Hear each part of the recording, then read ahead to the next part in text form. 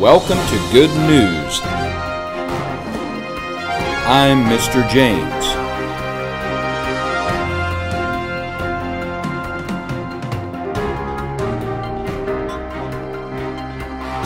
Good News shares good news with you. Welcome to the Chemistry Kitchen. Miss Mercy and I are going to demonstrate the effect that good news and bad news has on you. We collected samples of good news and put them into the news liquefier. We collected samples of bad news and put them into the news liquefier. The news liquefier turned the samples into liquid. This liquid is good news. This liquid is bad news. Miss Mercy, can you pour the liquid from the beaker into test tubes A, B, and C, please? Perfect. The test tubes represent you, your friend, and their friend. Now let's see what happens when Miss Mercy shares the liquid from test tube A with the liquid in test tube B. Now let's see what happens when Miss Mercy shares the liquid in test tube B with the liquid in test tube C. Perfect. Now let's see what happens when Miss Mercy shares the liquid again and again. No matter how many times the liquid was shared, it remained clean, clear, and uncontaminated. This is the effect that good news has on you. Now, Miss Mercy, will you add 1 drop of bad news to the liquid in test tube A, please?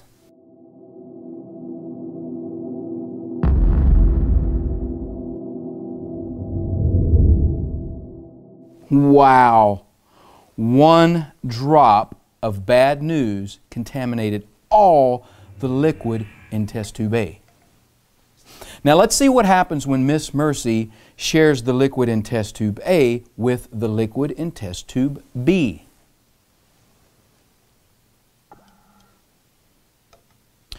Well, let's see what happens when Miss Mercy shares the liquid in test tube B with the liquid in test tube C. The liquid in test tube C turned red also. This is exactly what happens when 1 small drop of bad news enters your mind and you share that bad news with someone else. It not only contaminates your entire body, but it contaminates their entire body. Sharing bad news is like sharing a bad cold. During mine and Ruby's walk halfway across America, we met many good journalists. They told their viewers, listeners, and readers why Ruby and I were walking from Nashville, Tennessee to Phoenix, Arizona. Their support helped many foster children. It was the perfect example how sharing good news can help good people and good dogs. When Ruby and I returned to Nashville, it was the beginning of a new life for both of us. We'd lived in a small tent for the past few months, so we were past the awkward getting to know the real you phase. The only time Ruby and I weren't together was when I had to leave the house and go write songs. I've got to go write some songs. We would both get very sad. I knew Ruby needed a friend who could keep her company, and I knew there were other pups who needed to be helped. When I asked Ruby if she would like to adopt a friend, she responded exactly how I thought she would. She was already in the truck and ready to rescue her new friend before I could even get my keys. Just like Ruby and just like Stella, Tate was fragile and afraid at first. But it didn't take long for Tate to feel safe and loved.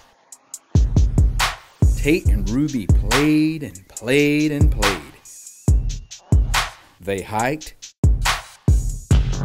Ruby shared her window spot with Tate. They did everything together, and that included chasing bunnies in the backyard. They never caught one, and I'm sure if they did, they would have become friends with it. They drank milk, got a full belly and tried to see who could burp the loudest. Ruby and Tate are like a pair of shoes. You never see one without the other. I think I know someone who likes to chew on shoes, Ruby.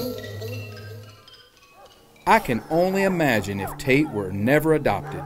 He'd be in a steel cage in a shelter right now instead of enjoying this good life that he and every dog deserves. Woo! It's time to rock and roll, baby. Let's do this. Woo! All right. Tate really is enjoying life now. He and his friends, Ruby, Stella, and Willie, went to the drive-in.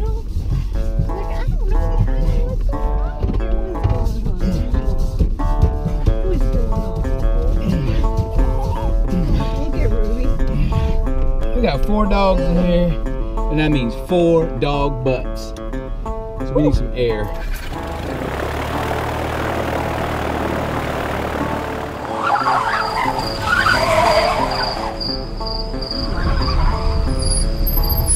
Hello. How are y'all? We're good.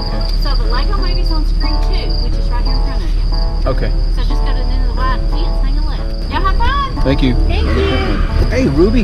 How are you, buddy? Miss Mercy shared her corn dog. I shared my nachos and popcorn. We really enjoyed our family time at the Moonlight Drive-In. I know what you're thinking. There's absolutely no way possible that we can get away from or avoid bad news. It's all around us. It's on the TV, it's on the radio, it's on social media. It's everywhere, Miss Mercy. It's like bad news is like one giant green germ. Therefore, the only way to fight bad news is with good news. Now let's see what happens when Miss Mercy pours the liquid from test tube C into the flask, and then she starts adding good news to the flask.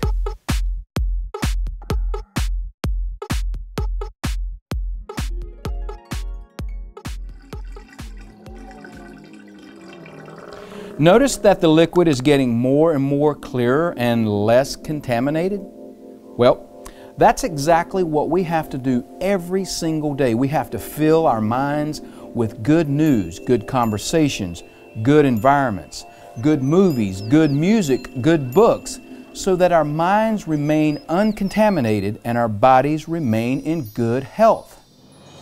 Thank you, Miss Mercy, and thank you for watching Good News. Please remember to get your copy of Ruby the Foster Dog. Until next time, think good, say good, and do good.